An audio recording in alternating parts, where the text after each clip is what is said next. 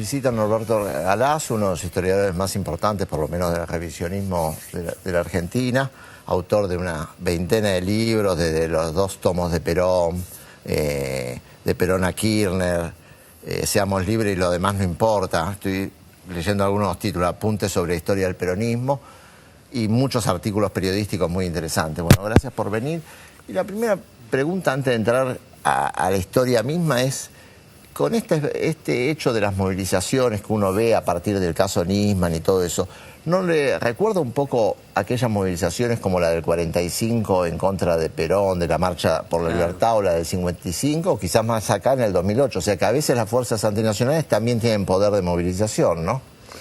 Sí, es claro, cuando se producen cambios importantes, generalmente se acentúa el conflicto entre las clases, ¿no? Y en los últimos años ha reverdecido aquello que nosotros llamamos orilismo de aquellos tiempos, ¿no? Y en ese sentido también ellos tienen su poder de movilización, aunque acompañado por los medios también, pero que es menor que el que puede tener el campo popular, ¿no? Pero que la marcha del 19 de septiembre del 45, por ejemplo, que intentó sacarse del medio a Perón. Casi lo logra, porque casi lo logra porque terminó preso. Pocos días después se produce así su renuncia, ¿no? Y también la concentración del 20 de septiembre del 55, cuando claro, lo derroca, ¿no? Porque hay un sector de clase media en la Argentina muy importante que oscila, es muy versátil y es muy influida también por los medios y por el mensaje de los sectores dominantes. Entonces eso es lo que le da a movilizaciones que en principio tienen un carácter de clase alta, oligárquico diríamos, le da un aparente sentido popular, ¿no? La clase media que después cambia, como cambió después... Sí, las clases medias a veces terminan en movilizaciones populares, claro, en otras épocas de la historia. Terminan en el 69, por ejemplo, claro, el Cordobazo, ¿no? La Argentina, sin lugar a dudas, estuvo marcada por una historiografía oficial, la llamada de los Mitre, los Leven y todo eso. Digamos, ¿cuándo se empieza a producir una ruptura o otra mirada diferente de la historia argentina? Puede ser, digamos, en el siglo pasado con Manuel Ugarte. ¿Cuándo es que comienza otro grupo de intelectuales argentinos a mirarla diferente, la historia a la que nos habían contado? Sí, generalmente se da este fenómeno de que algunos intelectuales se niegan a asumir la historia que pretende imponerle la academia conservadora, ¿no? Pero en general, en el público, dado a la influencia de los colegios, los retratos de los próceres en los colegios, los grandes diarios, los grandes intelectuales, en general el revisionismo aparece en los 30 y aparece con una vertiente derechosa a través de los hombres que acompañaron a... de derecha, una cosa así. Los hombres que acompañaron a Uriburu, ¿no?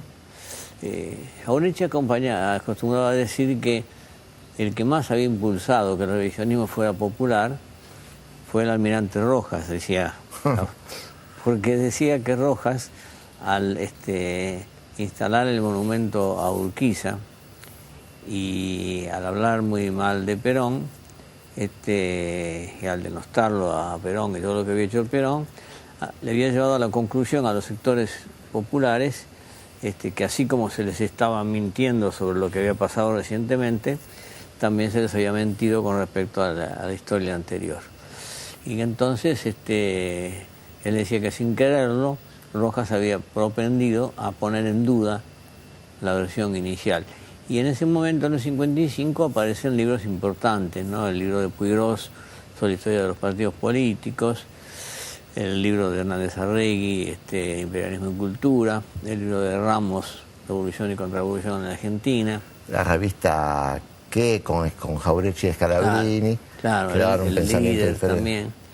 También. Sobre eso que usted estaba diciendo, porque usted es parte también, por ahí era más joven en ese momento, pero sin lugar a dudas, finales de los 50 y toda la década del 60, podemos decir, apareció una cantidad de pensadores y escritores nacionales de Hernández Arregui, Jauretche, Puigros, Ramos. Artesanos.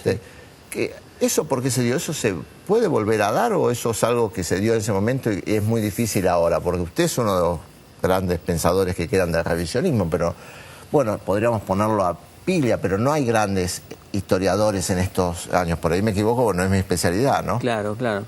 No, lo que se verifica ahora sí es que un planteo distinto de la historia ha ingresado a las facultades o ingresa a los colegios. Que no había antes.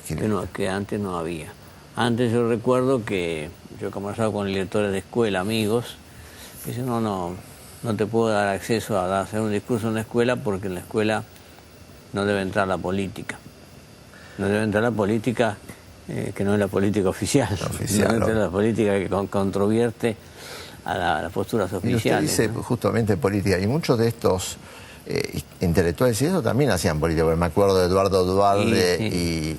En general todos llegamos a la historia por una cuestión política. Claro, que militaban y además escribían y todo eso, Jauretche mismo. En realidad a uno le interesa la historia porque... Ortega Peña. Claro, le interesa la política y dice cómo es esto que un movimiento mayoritario es proscripto durante 18 años en nombre de la democracia, con una democracia restringida, se decía en ese momento, y no tanto de explicarse todas esas contradicciones, y esas contradicciones hay que explicarlas únicamente volviendo hacia atrás, volviendo hacia cómo el mitrismo, especialmente a partir del triunfo de Pavón, va creando un país con una cabeza enorme, que es la provincia de Buenos Aires, y un cuerpo raquítico, que es el sur desolado, y el noroeste despoblado, que era la zona más poblada en 1810, y que salvo esos manchones como son las bodegas o los ingenios,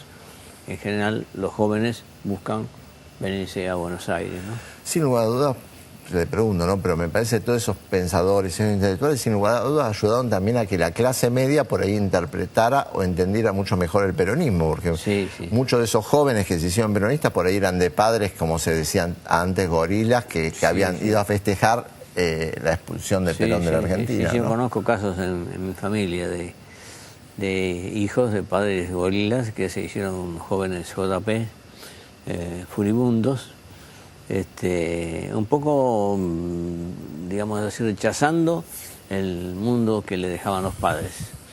En una época muy especial también, donde se dieron movimientos guerrilleros, el Che, Cuba, claro, Argelia, claro. En África, todo eso. Concluían una serie de condiciones para ver que había una cosa distinta a esa Argentina tradicional, conservadora, de los galeras de felpa y los smokings de los conservadores y el fraude patriótico y todo eso, ¿no? Usted, como muchos también de estos historiadores y eso, pero usted especialmente, también Ramos y eso, tuvieron una visión muy latinoamericanista. Sí. Sin lugar hasta la duda de que llegó Néstor, Lula apareció después Evo, Correa, Chávez. ¿Se volvió a hablar de la América Latina o se empezó a mirar que la América Latina existía, ¿no? ¿Cómo ve estas posibilidades de que si alguna vez se dará o no una especie de unidad más comercial y política? Nosotros estamos muy contentos porque en realidad fuimos de los primeros que hablaron de que América Latina era una patria despedazada.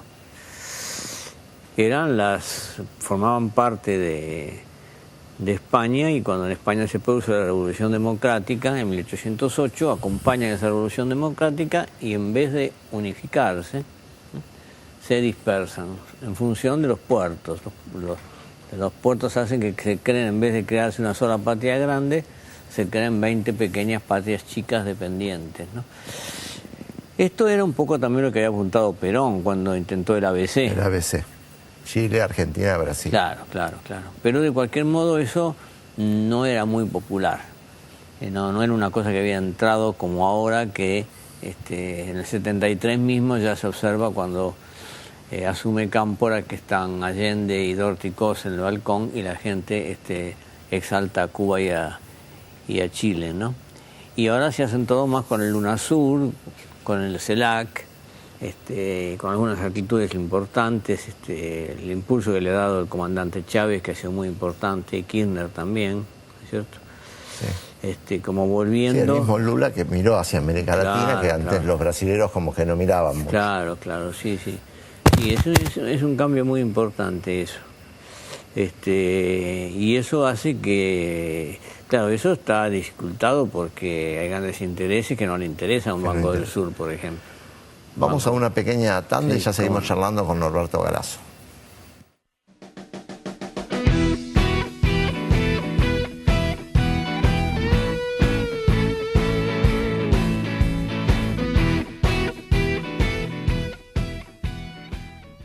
La Municipalidad de Ensenada ofrece asesoramiento gratuito a través de su Oficina de Información al Consumidor. De lunes a viernes, de 8 a 14 horas. Personal especializado. Atiende consultas y brinda información respecto a los derechos de los usuarios de bienes y servicios. Para más información, dirigirse al Centro de Gestión Municipal, de calle La Merced, número 491, o comunicarse al teléfono 460-1400, interno 279. El Servicio de Información al Consumidor también es parte de la gestión. Y recuerde que informarse es defender sus derechos. Municipalidad de Ensenada. Gestión Mario Seco. Vacunemos a nuestros niños hasta el 31 de octubre en todos los hospitales y centros de salud. Campaña de refuerzo para niños de 1 a 4 años para inmunizar contra la rubiola, el sarampión y la polio. Las vacunas ayudan a nuestros niños a que crezcan sanos. Cualquier duda, consulta con el pediatra o dirigite a la unidad sanitaria más cercana. Informa Secretaría de Salud Pública, Dirección de Medicina Preventiva, teléfono 4-716-6819. Municipalidad de 3 de Febrero, Intendencia Hugo Curto.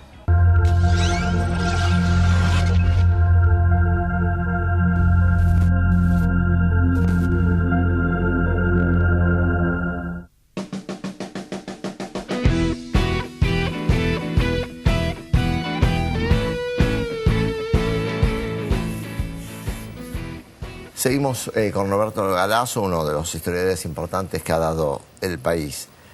A veces cuando uno ve estos ataques así feroces contra la presidenta, y antes me acuerdo contra Néstor, que uno escucha algunos programas de televisión donde decían no está el cadáver, cosas así realmente agresivas, o uno ve los pedacitos, uno enseguida automáticamente recuerda la época de Eva Perón y de Perón. Usted era jovencito en esa época, pero ¿cómo era eso, ese odio tan profundo? Porque yo creo que desde esa época no se había dado tanto ahora, ¿no? Que esté tan dividida la sociedad. En aquel tiempo se resumió con el escrito aquel de muera el cáncer. Viva el cáncer. Claro. Pero era una bronca muy grande. Entendían que Perón y Eva expresaban el avance multitudinario de los sectores más postergados. Estos sectores oscuramente pigmentados, decía un conservador. Claro, que llegaban del norte y que por ahí... que eran morochos. Y que por ahí las mujeres se ponían rubias después porque se teñían, era algo nuevo, ¿no? La peluquería de barrio era una cosa nueva. Claro, y que irrumpían ahí en la ciudad puerto como algo extraño, ¿no? Como quitándole privilegios a sectores no solo de la clase alta, sino de la clase media, ¿no? Y este fenómeno se ha vuelto a reproducir y en algunos casos es un odio casi, por momentos parece inexplicable, ¿no? Porque es como carteles así con la presidenta ahorcada o cosas por el estilo, ¿no? Sí, no se había visto, incluso no se vio con el Perón que volvía después de 18 años, ¿no? No, se ha vuelto... Y eso de la primera década que dividió a la sociedad, digamos. Claro, y ahora también se produce ese fenómeno, ¿no? Ese fenómeno de las discusiones familiares, las mesas familiares que generalmente son plácidas y agradables, y cuando se producen esas discusiones políticas, ¿no? Porque evidentemente cuando se tocan intereses y se benefician a determinados sectores, de un modo u otro se perjudica a otros, o hay otros que se sienten ciertamente desplazados, ¿no? Lo que es difícil de eso tendrán que analizarlo los psicólogos, es el grado de virulencia, ¿no? el grado de odio que se expresa a veces en esas Sí, incluso ahora con el tema de Twitter, las redes sociales de Facebook, la gente como que no tiene control y dice, o a veces los mismos diarios, hasta La Nación, los cierran los comentarios porque ya son de una virulencia tremenda, ¿no? Sí. Cuénteme sobre lo último que está escribiendo. Si es que está escribiendo. Lo último que estoy escribiendo, estoy terminando un libro que intenta interpretar estos cambios que se producen desde el 2001, especialmente desde el 2003 hasta ahora. Cuáles son los cambios que se han producido, cuáles son las dificultades de esos cambios, es decir, cómo a veces incluso no se han obtenido los resultados electorales que se esperaban en determinado momento, ¿no? Y tengo que terminarlo en estos días porque la editorial lo quiere presentar en la feria. En la feria del libro. Así que no sé si lo vamos a terminar en el 2014, que es mi idea, el 31 de diciembre de 2014, que es la fecha en la cual cae la cláusula Rufo, que es la cláusula que era muy peligrosa desde el punto de vista de la deuda externa, porque obligaba a que si se le pagaba a los buitres, podían reclamar todo el resto, los 92% de bonistas podían reclamar también el mismo importe, ¿no? Eso ha mejorado mucho la situación de las negociaciones externas, y ahora en la editorial me dicen que en cierto sentido habría que agregar algunos párrafos finales, algunas hojas finales. Con todo lo que pasó a partir del caso Nisman, claro, me imagino. Que tampoco está resuelto como para que uno puede hacer algunas referencias a lo que a mí me parece que es un intento de golpe blando, lo que se llama ahora golpe blando, ¿no? Que se supuso que podría producirse en diciembre. Y que no pasó. No pasó, en diciembre fue muy plácido, y entonces aparece esta cuestión, estas manifestaciones que se dan, y bueno, no sé lo que haremos, porque la feria es en abril.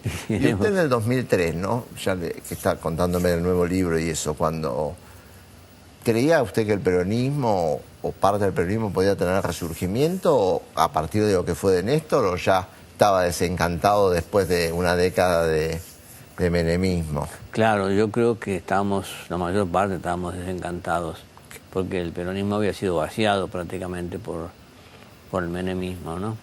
Y Néstor no lo conocíamos. Claro. Néstor aparece ahí como alguien que cae de un paracaídas en una tierra arrasada por 10 años del neoliberalismo, del consenso de Washington, y que llama la atención en sus primeros discursos, cuando dice no voy a dejar mis convicciones en la puerta de la Casa de Gobierno, cuando llama a las madres, cuando hace un desplazamiento de 27 generales del ejército, ¿no? Levanta la bandera de los derechos humanos, también elimina a Nazareno y otros miembros de la corte, que eran una corte totalmente adscrita al menemismo.